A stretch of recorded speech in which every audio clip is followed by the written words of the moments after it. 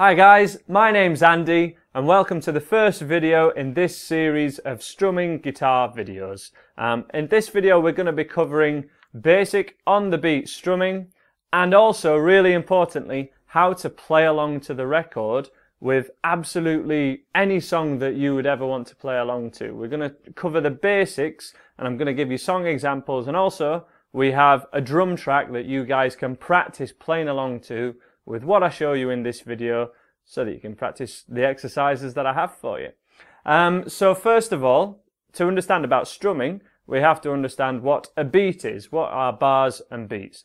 Some of this I have gone through before in other videos, but I just want to, as I say, cover the absolute basics to make sure you have a fundamental understanding of this. And even if you're maybe at a higher level where you can do some strumming, this video is going to be useful for you because of the extra things that we're going to be covering a little later on to make sure that you can get all the concepts that we're going to be doing throughout this beginner strumming course.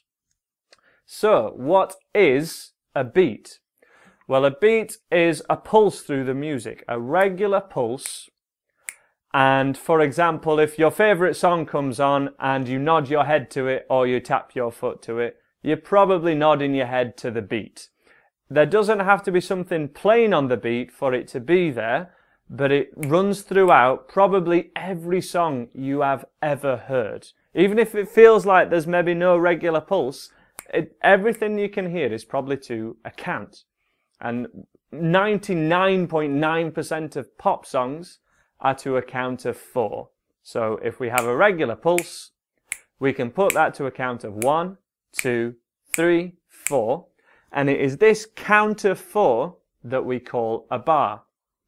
Now, the simplest strumming pattern that we can do, whenever we're playing along to any song, is probably just one strum per chord. Really handy whenever you learn a new song to just strum each of the chords that are listed on your chord sheet once, just to get a feel for it. I'll be covering how to change between different chords in different videos. Here I'm just focusing on the strumming. But if we just, for this first video, the first 2 chords that are in my beginner's course are E and A. So we have our first E major chord, which should be the first chord that you've learned if you've taken lessons with me. And we're just going to strum this on beat 1 to start with, to a slow count, to my count, and then I'd like to practice this along to the drum track, and you can even practice it along to a real song, which is Buffalo Springfield, For What It's Worth, as I'm sure a few of you will know. You may have seen that video. But as I say, this course is going to kind of continue from that video, and we're just covering the basics here. So, as an example, we have 2, 3, 4, 1, 2, 3, 4, 1, 2, 3, 4, 1. Every beat 1 that happens, I'm strumming an E chord. And that would be written as a line, which is our bar line, an E, and then another bar line at the end. So we have line, E, line. That represents 1 bar of E. But all of these strumming patterns that we cover, we're only given them for 1 bar, and then we have to get the concept that these repeat for however many bars end up being in the song. And when we strum once per bar, these are called spreads. So this is a spread. 1, 2, 3, 4.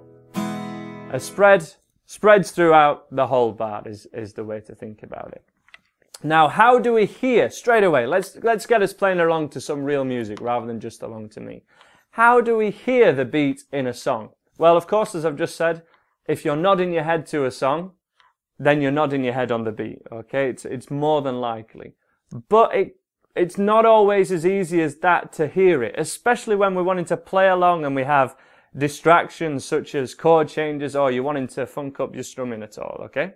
So what I have here is a really simple drum beat so that we can hear this in real music. And we have a 2-bar counting, which counts 1, 2, 1, 2, 3, 4. And then we have a simple drum beat, which basically is kick, snare, kick, snare. And this sounds like this. 2. So this is our counting. 1, 2, 3, 4. Kick, snare, kick, snare. 1, 2, 3, 4. 1, 2, 3, 4. 1, 2. And as a song example that this drum beat would happen in, I always think of Back in Black. Something to nod your head to, you know. Okay? And those two sounds always, always, always happen on the same beats. I can't stop my drum kit here. There we go. So we have the kick drum starting the low note, the bass drum, on beat 1 and 3. 1, 3. A really low thud, which is called the bass drum. And then we have a snare sound which is happening on beats 2 and 4. 1, 2, 3, 4. And that always happens. Even if the drum kit gets more complex, those fundamentals still tend to be there. They maybe, you know, happen a little bit after the beat and a little bit before it, maybe with the kick drum. But the snare always happens on 2 and 4. And this is how you can hear the rhythm in a song. Hear the beat, hear the count in a song. You need to listen to the drums. Even if the drums are really quiet, you're not going to hear the guitars likely if you're strumming away all loud. There's also a cymbal on this drum kit, this drum loop that I've provided for you guys. If you'd like to hear it, I'm going to leave a link in the top corner for you guys to click, or down in the description. It'll be on another YouTube video, so you can stay on YouTube and cover all these strumming videos. There'll also be a playlist of all these videos. But yes, first of all, there'll be a cymbal every 2 bars. So we've got a count of 4. 1, 2, 3, 4. 1, 2, 3, 4. Cymbal. And that you can use just as a checkpoint, just to make sure you are actually strumming on the beat. So first of all, just take an E major chord. If you're a little bit more advanced, you could take a bar of E and a bar of A when you're practicing this in your own time. Or any 2 or 4 chords that you want, really. But I do want you to get the concept that we want a short phrase, 2 chords, 1 chord, or maximum number of 4 chords. And then repeat them. Because if you're getting used to these chord changes and you're just going from any chord to any chord, it's not that useful, because real songs don't do that. Real songs repeat, and that's how they eat up time. It's how they make time seem to go faster when you listen to songs. That's why we listen to songs on car journeys and whatnot. So as an example, I'm just going to play an E chord on every bar. Just on beat 1 to start off with. 1, 2, 3, just an E chord. 1, 2, 3, 4. 1, 2, 3, 4. 1, 2, 3, 4, 1. And if you're really confident, you can change from an E, 1, 2, 3, 2, and A. 2, 3, 4. 1, 2, 3, 4, which some of you have done before in the Buffalo Springfield song. 1, 2, 3, 4. 1, 2, 3, 4. 1. Last time. 3, 4. 1, 2, 3, 4. And stop there.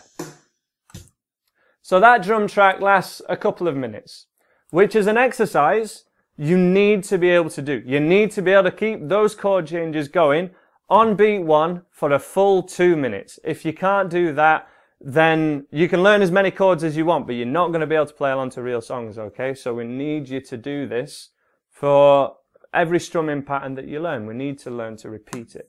But let's make it a bit more interesting than that. Let's go straight for every beat. So every time you hear kick, snare, we want to be playing a down strum.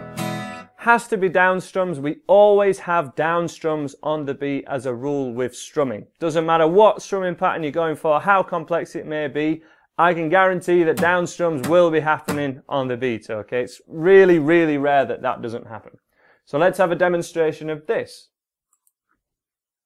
2, 1, 2, 3, a bar of E, 1, 2, 3, and a bar of A, 2, 3, 4. 1, 2, 3, 4. 1, 2, 3, 4. E, 2, 3, 4. A, 2, 3, 4. 1, 2, 3, 4. And end on the E. Pause there. Good. So if you could play along to me, great stuff, okay? You're doing really well. This does not want to stop at all. If you're playing on to me, great. That's exactly what we're wanting to do. But keep practicing that skill, because it doesn't improve, as with all these skills of learning guitar or learning anything, it won't improve unless you work on it. And what we're listening out for is to get that one sound. We're trying to make sure that we're getting the sound of our strum at exactly the same time as the drum beats hit, as the kick and the snare. Now, if that was a little too quick for you, you need to make sure that you're playing just one strum per bar, but being really strict with yourself that you're playing on beat 1. And remember, when you come back to the E, or if you want to stay on the E a little bit more, you have that cymbal on beat 1. 1, 2, 3, 4. 1, 2, 3, 4. Cymbal to use as a checkpoint to make sure that you're on beat 1.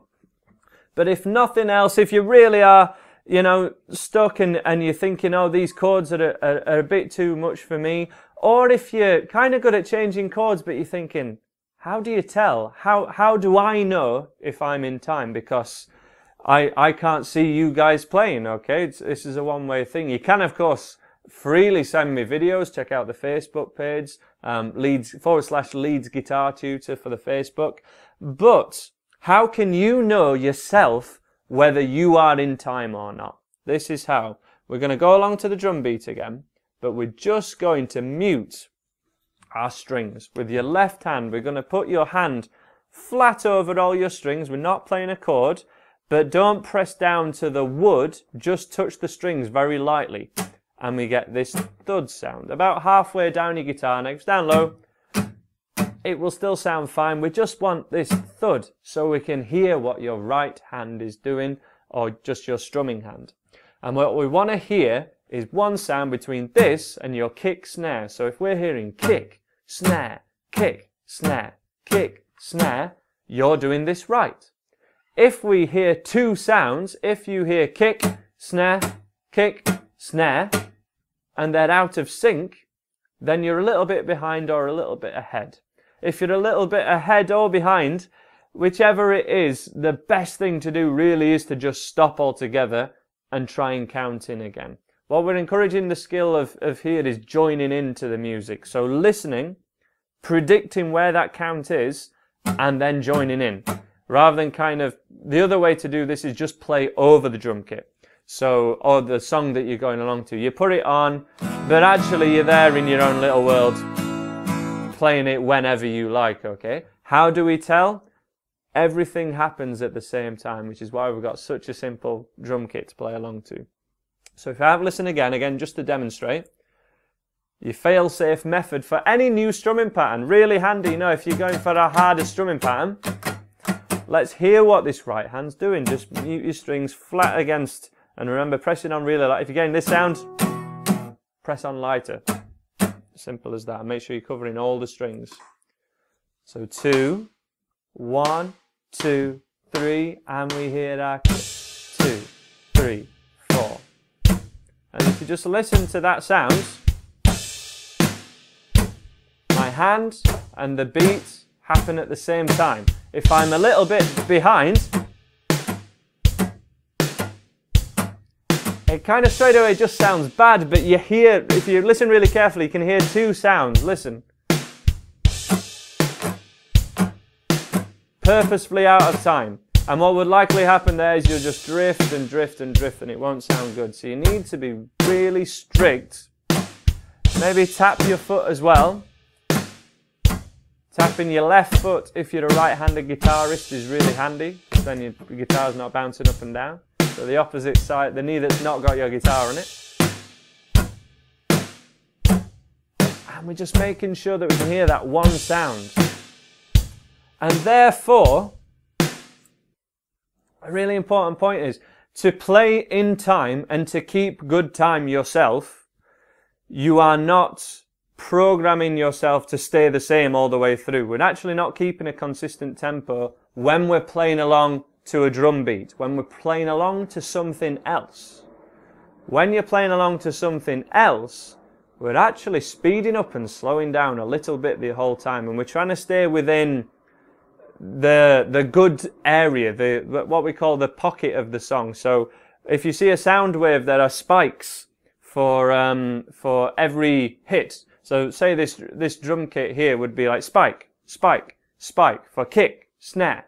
And if you're in the area where it spikes, it sounds good, because we're not machines. We can't go 100 BPM, Andy, and just stay at that. And if I stay exactly the same, I'm going to drift a little later or be a little sooner. Of course, if I'm just practicing on myself, unaccompanied, I'm trying to keep the best time that I can. I'm trying to stay the same. But for this exercise, for playing along to something else, and this will be the same when you go do the same exercise along to Buffalo Springfield. For what it's worth, the first song in my beginner's course, which is just a bar of E or a bar of A, or any of the songs, any song you ever want to play along to, you've got to make sure that everything is happening at the same time.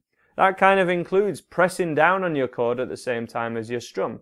If I'm strum 2, 3, 4, and then I change chord early before that beat, that's going to knock you out of time. Of course, for most people, when you're first learning, your chord hands are a little slow, maybe. But often, when we get better, when we practice this stuff, most people for the higher level strumming patterns are actually ahead. They're ahead of the beat. They're too fast. Imagine being able to play guitar too fast, right? That'd be nuts. But it happens within a few weeks. People get the hang of this, and then they're racing ahead. Every song some people learn, they learn it way too fast. You know, people go for Wonderwall, and the way ahead, you know, everything's rushed, and therefore the changes are sloppy. But if you can play along to the record with near as damn every song that you ever learn, it eradicates that and gives you good time, and it means that you'll be able to play along to anyone else as well. It's the best practice for jamming with other people, which must be something that at least some of you want to do at some point. The best practice for that is playing along to the record. And when people have been taking and learning online like you guys through YouTube videos but haven't had guitar lessons, and people, you know, private students come to me and say, you know, I just feel like something's missing. I can play a few riffs, but they never sound finished. They never sound right. I can't play a whole song all the way through. It's normally the fact that they haven't learnt the skill of playing along to the record that is holding them back from improving anymore. Now, just one final thing. We're near the end of the video now, and we'll be getting some higher level strumming patterns in this playlist of videos that I'll make, and they'll be on my website at andyguitar.co.uk, along with a full layout of all these strumming patterns, really easy to find. But one last thing, when you're playing along to the record, you cannot join in straight away as soon as you hear the first chord, because as soon as you've pressed play, the song started. So whatever the first chord in your song is, it's gone. Here we have to bear in mind that pop music repeats. Any guitar riffs are going to repeat. And we don't play the first repetition of it. We don't play the first time it happens. We play the second time it happens. We play from the repetition. So if you've got a chord sequence of E, 2, 3, 4, A, 2, 3, 4, and it just repeats from there, the first sound you hear in the song will be the E chord. And then the second sound you hear in the song will be the A chord. So you join in from the next E, which you can tell when that happens because you can now hear the beat in a song because you're listening to the drums. You can hear the pulse, 2, 3, 4, 1, 2, 3, 4. And if it's a 2-bar chord sequence, that's where you would join in. So yeah, thanks for checking out this video. So straight away, the first thing you want to do is get right over there, click this link to the drum track for this level 1 strumming, just hearing the beat. If you think you've got it, if you think you've mastered it, get straight on to level 2, where we'll be talking about the offbeat, which are the ands in between the count. So we can play 1 and 2 and, which is the gateway to all your higher level strumming. But also bear in mind that any song you ever learn can be simplified down to just playing on the beat.